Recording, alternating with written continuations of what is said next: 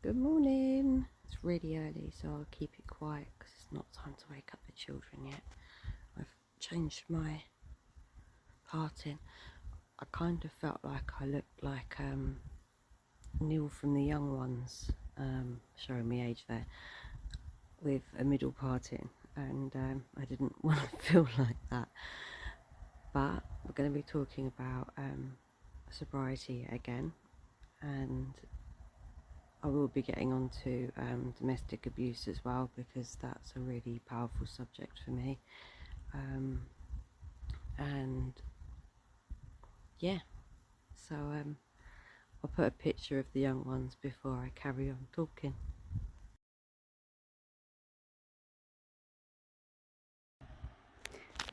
Good evening. Sorry, the 12 steps. So number 2, which has been a long time since I did number 1, and I will go over that again. But number 2 is came to believe that a power greater than ourselves could restore us to sanity. So as an alcoholic, you have to come to terms with the fact that you have no control over your addiction.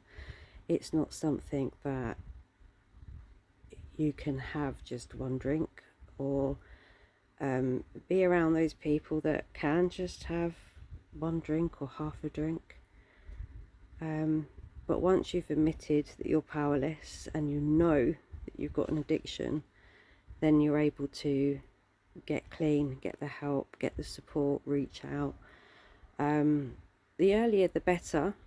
Like, I've noticed now youngsters that have been drinking, young as 14, which is quite scary, but they have come to realise that they have an issue or a problem, and they've reached out to the appropriate places and getting help, which is really good, because the earlier the intervention, the better your recovery. Doesn't mean that you can never drink again, because you can't, you're an addict. So it's, you could probably have one and then be okay, and then the next one may be the falling point of you not stopping. So, but when you admit that you're powerless over alcohol and that you have no control over it, the better the outcome for recovery is.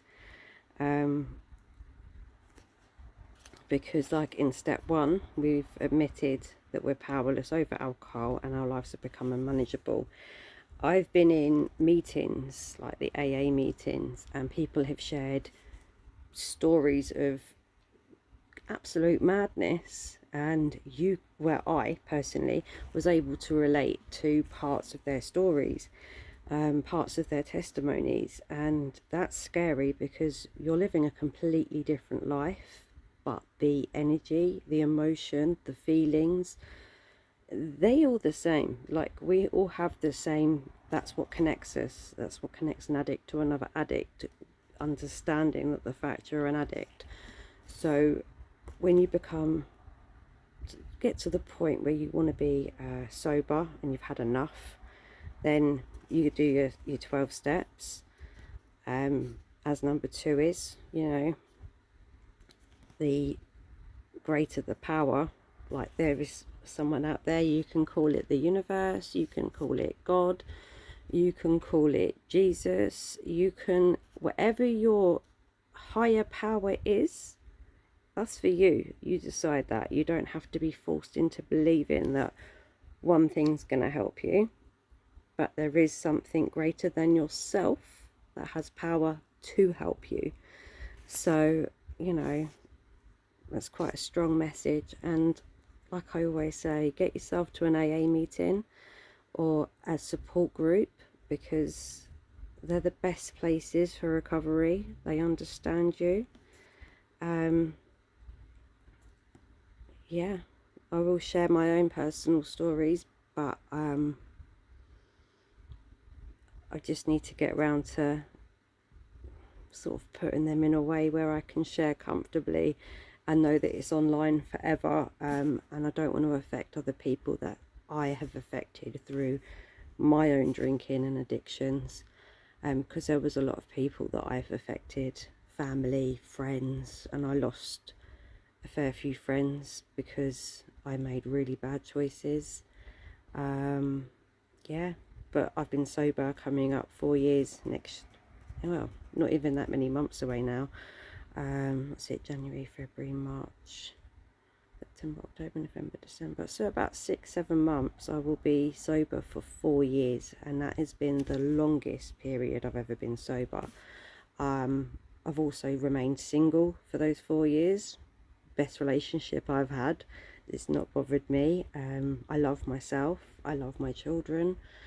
I'm actually really happy, and I love the way that life has become after following the 12 steps. I remember my first ever meeting.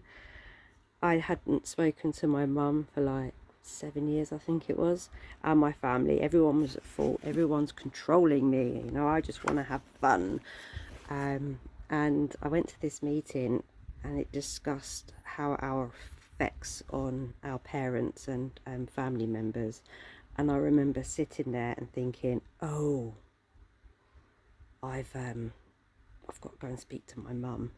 And I went round there in the December, and I apologised to her about how I was led to believe in my own beliefs that she was controlling me, but really she just wanted a better life for her grandchildren and her daughter. I mean, it must have been awful to watch me self-destruct, like me decide that I want to drink every night, or be destructive to myself, and not really understand the effects that the children were going to have from my behaviour.